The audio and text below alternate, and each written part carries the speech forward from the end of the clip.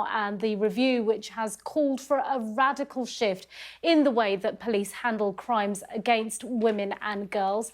I'm joined now by Ruth Davidson, Chief Executive of Refuge, which helps women and children who have experienced domestic violence, and Donna Jones, who's Police and Crime Commissioner for Hampshire and also the National Lead for Victims for the Association of Police and Crime Commissioners. Good evening to you. Thanks very much indeed for both being with us tonight on what is an incredibly important story for everyone involved, of course. Ruth Davidson, first I'll come to you for your response to this. Do you believe that violence against women and girls equates to terrorism? Is it even perhaps a form of terrorism for you?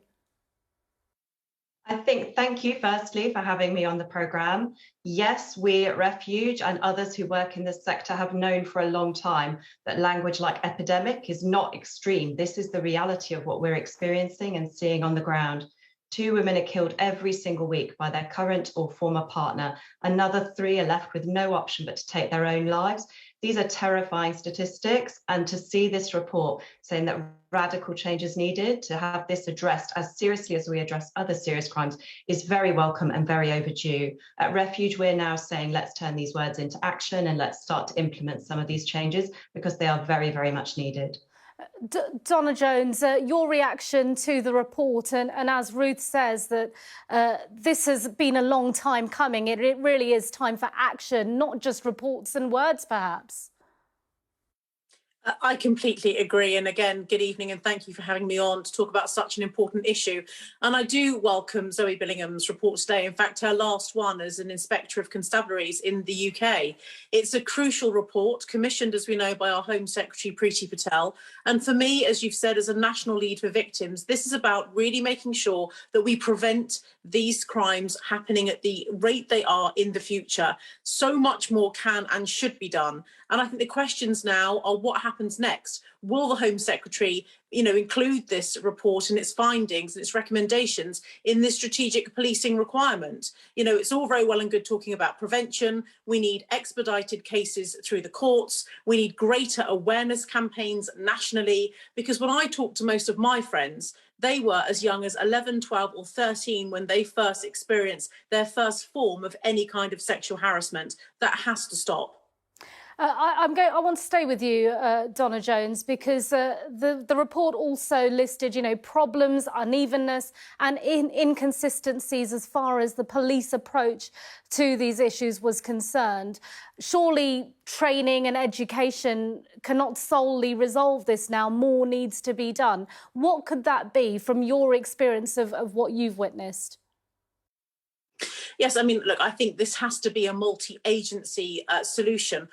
Police on their own are not going to arrest their way out of this situation. So yes, more needs to be done in policing, particularly a review of section 15 and 16, which is that sort of the outcome 15s and 16s, where police can take forward cases where perhaps the evidence isn't as strong as it previously has been, or where perhaps the victim doesn't want to take the case forward themselves. This is crucial. We know that many victims of the most serious types of sexual violence and harassment will be committed by a partner. These then often lead on to thousands, hundreds of thousands of cases of stalking per year, and domestic homicide of almost all cases have had serious violence committed against them. So yes, the police have a part to play, but so do probation services. So does NOMS, the National Offender Management Service. We need as a country to better manage these most serious violent perpetrators of violence against women and girls, and particularly by using the domestic violence disclosure scheme. I don't think that's used enough. I think it needs to be done more.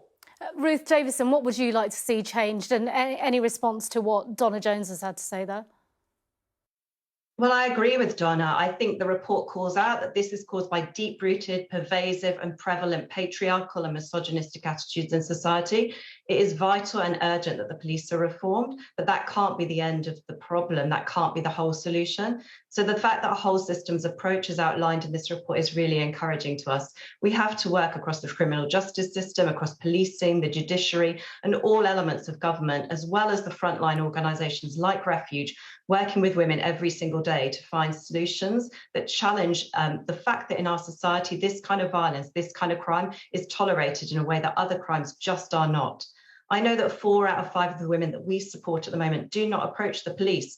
They just don't have the trust and the confidence that they will be taken seriously. They believe they'll be blamed or that their claims will be minimised. And there's so much evidence that this is true. We need to change that, and that means a change in the whole of society as well as within the police themselves. Yeah, so much of what you've said tonight, Ruth, rings so true about how women respond to this. As a woman, I know, and from speaking with friends about who are reluctant to go to the police. Donna Jones, this is labelled an epidemic. 1.6 million women is one of the numbers that is out there. But it's not even the top 3 of priorities for police. That's a pretty damning indictment. Surely the police really need to do something about that. They do, but again, the police are acting upon instructions that they are given, which is why, as I said at the very beginning, I think the inclusion of this into the strategic policing requirement is crucial. The police have had many burdens on their shoulders now for a number of years. They've been at the very front face of a lot of the COVID policing, for example. So, you know, as society changes, as the requirements change, policing needs and demands change. Yes, you're right, it should be a higher priority. I think the police are aware of that themselves.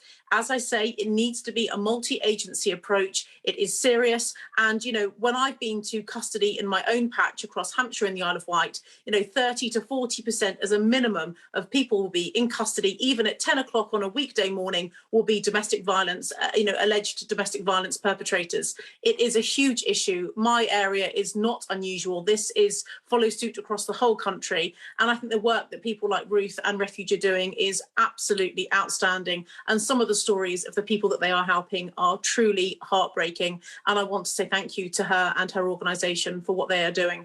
I second that. I want to ask you, though, is the police really the right first port of call for these incidents? Do you believe perhaps there should be some more specialist form of police that deal with domestic violence in particular? We've heard, when people talk about defunding the police, they don't mean literally defund the police. They mean broaden the other groups that attend incidents like, for example, violence against women and girls. Donna Jones and Ruth Davidson, I want to ask you both, what do you feel about who should be the first port of call for violence in women and girls? Well, I'm happy to respond first. I think that the police do need to be the front line. They do need to be seen by women as trustworthy and championing justice and their rights. I think in reality, it's organisations like Refuge that are on the front line. Women will call the National Domestic Abuse Helpline because they need support. Women often need the support of an independent domestic abuse specialist to work with them to navigate the system and the complexity and to provide the moral and legal support they need to continue their fight. Too much emphasis is placed on the women themselves to bring these perpetrators to account. The focus needs to be on the perpetrators, on justice, on a relentless pursuit of perpetrators, and on establishing standards that build trust for women. So great to see the police join the front line and be better resourced and able to be on the front line with us. But we are there already as the women's sector, and we need to be there as well, and also funded to be there. Donna Jones? For me, I think it's winding back before that. Often the police are called when several incidents of violence have already happened in a relationship, let's say in the home. For me, it's the school teachers, it's the shopkeeper, it's your next door neighbour. You know, it's people that are around you that are spotting that things aren't right. Today in Hampshire and the Isle of Wight, I have launched our first Violence Against Women and Girls task force. And on there, we will have health visitors, we will have midwives, people from public health teams, we will have people from probation, we will have a whole host of professional people working together, because it's only by pulling together and having this as a national focus with prevention at the forefront of it, raising awareness of this key issue. As you've quite rightly said, this needs to be high priority for all police forces. It's only by all agencies pulling together, including councils through children's social care and adult social care departments, we can make sure that we are reducing this terrible series of crimes. Sorry to interrupt you, we've run out of time, but thanks so much, both of you, for your insight. Donna Jones, Police and Crime Commissioner for Hampshire, and Ruth Davidson from Refuge. Thanks very much indeed. Thank you.